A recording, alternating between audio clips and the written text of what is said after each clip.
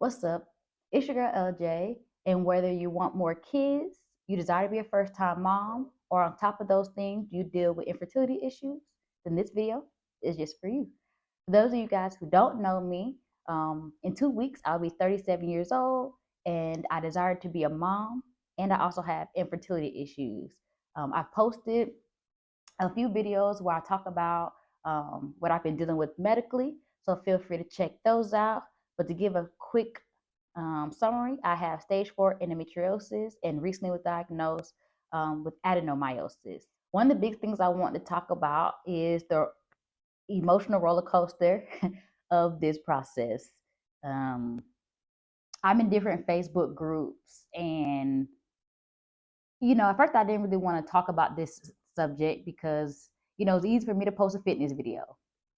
Fitness is easy, it's emotionless, you knock it out. But this topic is so sensitive, it's personal, and I just wasn't sure how to go about it.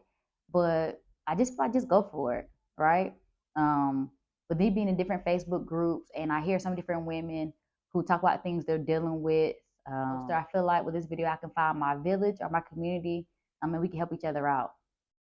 I've been wanting kids for a very long time, and I feel like the older I get, the harder it's going to get. And I just feel like the time is now. I don't want to be 50 years old taking my child to elementary school, which at this rate, that's what it's going to be. So when we look at the emotional side of this, I really had to break it down and understand why is this so emotional for me, or why does it get so hard for me to talk about? And I realized what makes it difficult is the fact that I have no control. Um, I'm so used to being able to figure things out on my own. I would say I'm definitely an independent person. When it comes to getting tasks done, I will get after it. But when it comes to trying to get pregnant, the fact that I need help because I have infertility issues, that destroys me. The fact that I have to depend on a doctor, or the fact that I have to depend on anybody else, is so nerve wracking to me.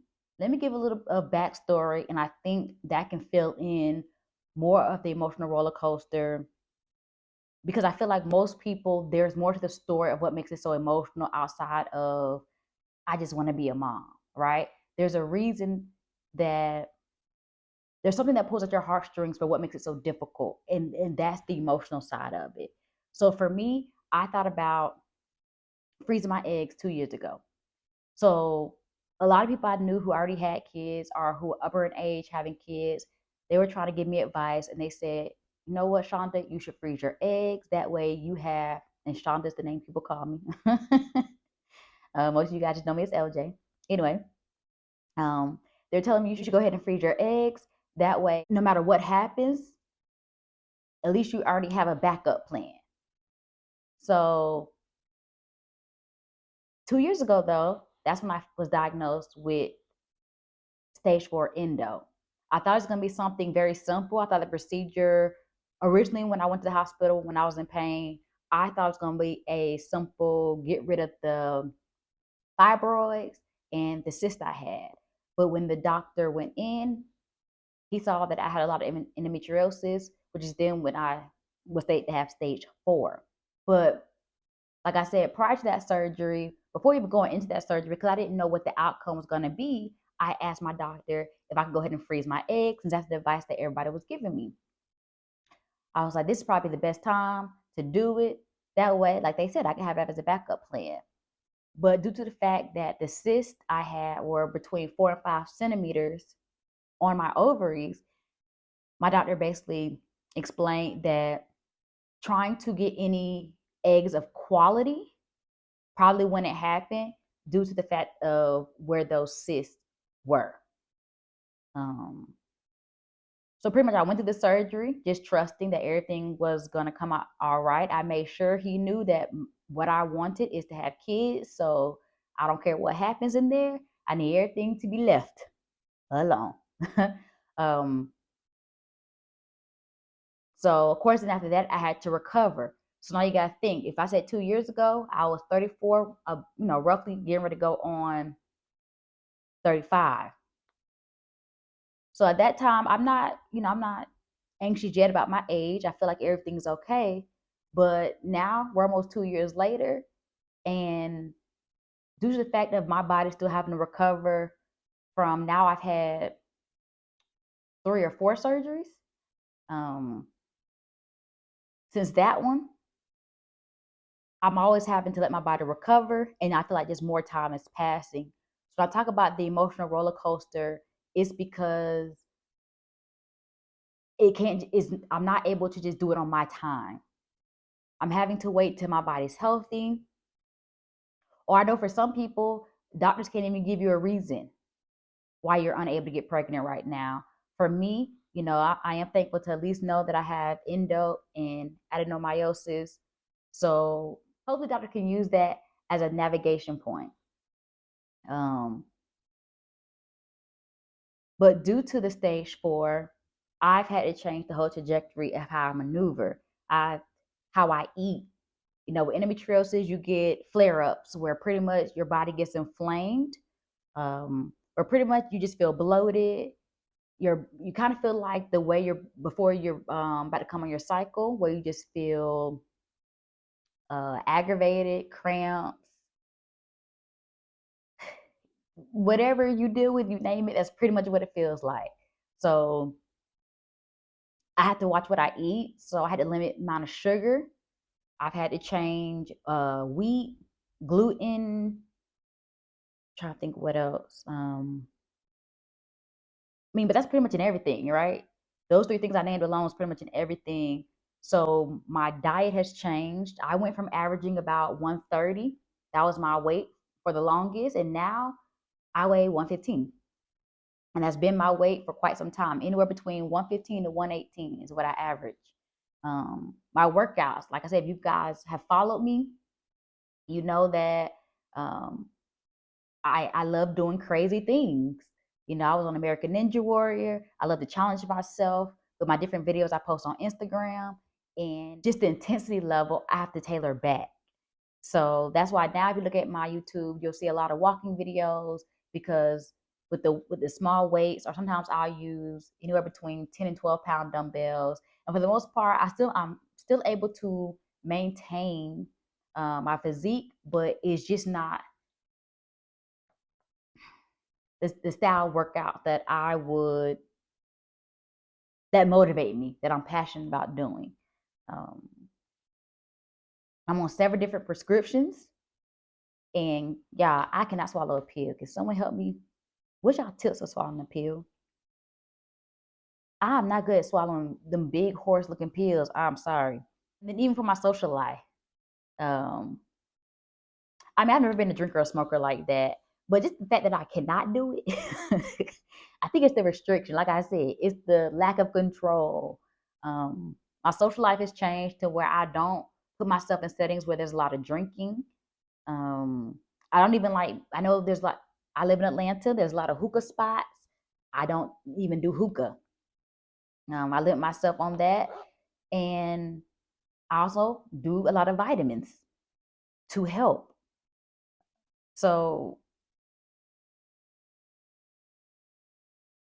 to tie that all in to what I was saying about the emotional roller coaster, my life has now become all about wanting to get pregnant, because it's not just about getting pregnant. I have to live a certain way because of my infertility issues.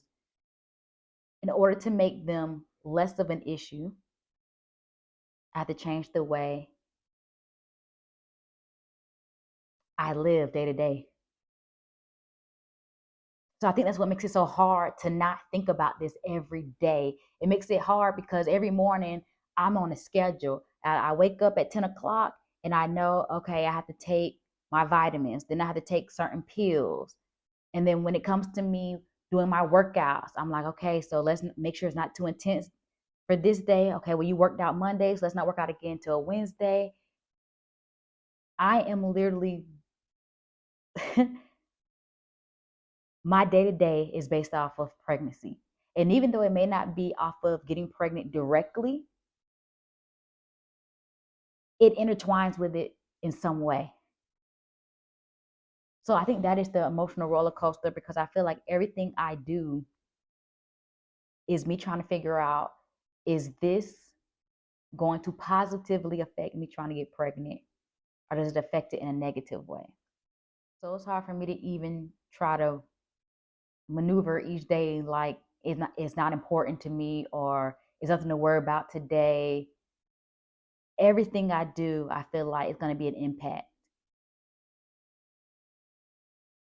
So it's truly an emotional roller coaster. You see people on TV who don't even take care of the kids that they have, or they don't want their kids. Or there's some people who can get pregnant just every time they lay down, they're pregnant. And so, yeah, if I could wrap this emotional roller coaster up, is in one word, is control. Not being able to control or knowing the outcome. And I think that's also was my biggest fear of putting this out there, is what if it never happens, right?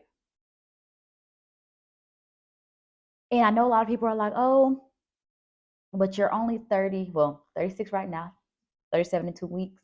You're still young, you have time. But due to my endometriosis, my AMH is a 8.2. And normally they want you at least at a 1. So based off of what my AMH is right now, it has me around what somebody who's between the age of 40, 41 AMH might be. So just because my age is one thing, my body, we ain't on the same page. But that brings me to my next point, and what I kind of want to talk to you guys about was the process to getting a referral for a clinic. If you're using your insurance, let's talk about the why and when and how to advocate for yourself. Regardless of if you are trying to get pregnant now or in the future, I would just recommend you going to see a fertility specialist sooner rather than later, just to kind of get a checkup and kind of see where you sit right now. Like I said, age doesn't matter. There's women that I know who are 32 who have a low AMH, and no, your AMH doesn't have anything to do with the quality of your eggs, just the quantity. I know women who are younger than me, but their AMH is lower. So it's not always about your age or how you feel. So I think that's what I've been seeing with a lot of people that I know, is just because they don't know that they deal with any type of infertility issues, they think they can just get pregnant whenever, which I love that for them. But I didn't even know I had stage 4 endometriosis. I never felt the symptoms of that. At least I didn't think I did. Um, a lot of times what we think we're feeling is just normal symptoms of a period, but it could be more than what we think it is. Um, so yeah, the when, sooner than rather than later. Why? Just so you can get a baseline. Um, and I also want you to know that you got to understand doctors are not on your pace. And you already know how the medical field is. Trying to get an appointment, you can call today and they may not have an appointment ready until 3-4 months from now. So I think it's always a good idea to even just call to see what their books are looking like, seeing we can get in, and just do your research on where you would even want to go. Um, and last thing to wrap it up is I kind of just want to say advocate for yourself. When it comes to dealing with the medical field or really anything, make sure you speak up. Speak up for what it is that you want. Um, you know your body better than anybody else. So I don't care if you're 32 years old and the doctor's saying, oh, you're young, you have time. If you don't feel like something is right, speak up. I feel like there are plenty, and I think I've talked about this in my other videos. There were plenty of things that I had to speak up about, or it would have never got done, or they would never found out about it. So just make sure you advocate for yourself. And for anybody out there who's trying to conceive right now, I just want to say you got this. Feel free to reach out to me if you want to talk, if you want to vent.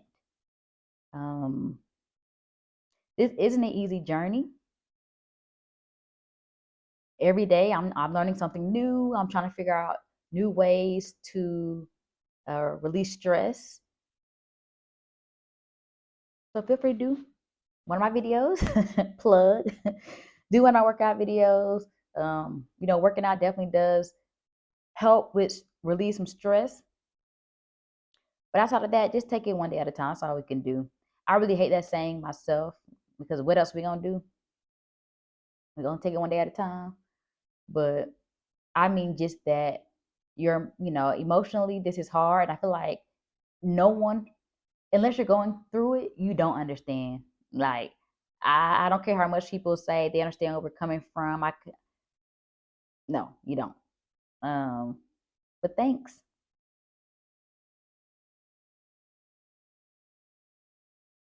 But we will become moms. It's just gonna be at our time. But we got this. Please join me for more videos. I will continue to post my journey. I feel like I was rambling in this video. This is just because it was my first video really talking about this. I didn't really know how much I want to say. Um, but maybe now I was able to shake the jitters out, and moving forward, I can say more and be more comfortable just speaking on this subject, and we'll just express everything that I'm feeling. But definitely please subscribe, like, and join me for my next video. The next video I'll be tapping into the next step after you reach out to a fertility clinic. What does that look like? All right.